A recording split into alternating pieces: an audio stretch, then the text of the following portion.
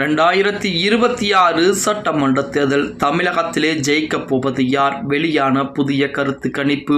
நண்பர்களே, நம்ம போடக்கூடிய வீடியோக்கள் உங்களுக்கு பிடிச்சிருக்கு அப்படின்னா லைக் அண்ட் சப்ஸ்கிரைப் பண்ணிக்கங்க. 2026ஆம் ஆண்டு தமிழக சட்டமன்ற தேர்தல் குறித்து லேட்டஸ்ட் கருத்து கணிப்புகள் ஆளும் திமுக கூட்டணிக்கு ஒரு கலவையான செய்தியை வழங்கிக் கொண்டிருக்கிறது. தற்போது நிலவரப்படி திமுக தனித்து ஆட்சி அமைக்க வாய்ப்பு என்பது குறைவு என்றாலும் திமுக கூட்டணியின் நூலலையில் பெரும்பான்மையை பிடித்து மீண்டும் ஆட்சியை தக்க வைக்க வாய்ப்புள்ளதாக பல்வேறு ஆய்வுகள் தெரிவிக்கின்றன. எனினும் கடந்த தேர்தலை போலின்றி இம்முறை வெற்றி வாய்ப்பு மிக குறுகிய வாக்கு வித்தியாசத்தில் இருக்கும் என கணிக்கப்பட்டிருக்கிறது.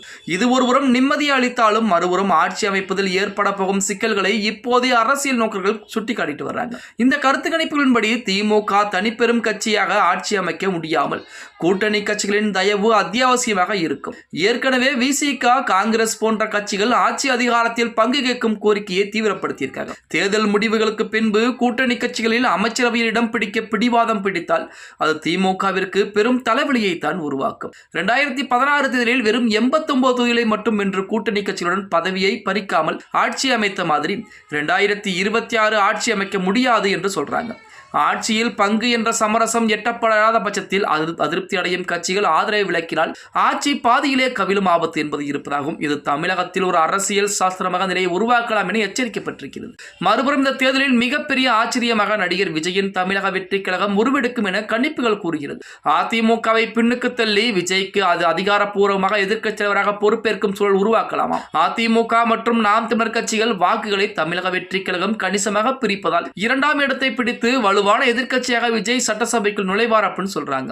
இது தமிழக அரசியலில் பல ஆண்டுகளாக நீடித்து வந்த திமுக அதிமுக இருமுனை போட்டியை உடைத்து புதியதொரு முக்கோண போட்டியை உருவாக்கலாம் என சொல்லப்படுகிறது. விஜய் எதிர்க்கட்சி தலைவராக பொறுப்பேற்றால் அவர் எவ்வாறு செயல்படுகிறார் என்பதை பொறுத்தே அவரது அரசியல் எதிர்காலம் என்பது அமையும். அவர் ஆக்கப்பூர்வமான எதிர்க்கட்சியாக செயல்பட்டு மக்களின் அடிப்படை பிரச்சனைகளுக்கு துறந்து குரல் கொடுத்தால் அவர் தனது முதலமைச்சர் கனவுக்காக 2031ஆம் ஆண்டு வரை காத்திருக்க வேண்டிய அவசியம் என்பது இருக்காது. தமிழக அரசியலில் நிலவும் ஸ்தாஸ்திரஸ் மற்றும் சூழல் மற்றும் கூட்டணி குழப்பங்களால் ஆட்சி மாற்றம் என்பது சில ஆண்டுகளில் நிகழக்கூடும் அப்படின்னு சொல்றாங்க. விஜய் மக்கள் மத்தியில் ஒரு வலுவான பிம்பத்தை உருவாக்கினால் அது அவருக்கு மிகப்பெரிய ஒரு வாய்ப்பாகத்தான் அடுக்கப்படும். அரசியல் கணிப்புகளின்படி திமுக ஆட்சி அமைத்தாலும் கூட்டணி முரண்பாடுகளால் 2 அல்லது 3 ஆண்டுகளில் மீண்டும் ஒரு பொதுத்தேர்தல் வருவதற்கான சாத்தியக்கூறுகள் அதிகமாகவே இருக்கிறது.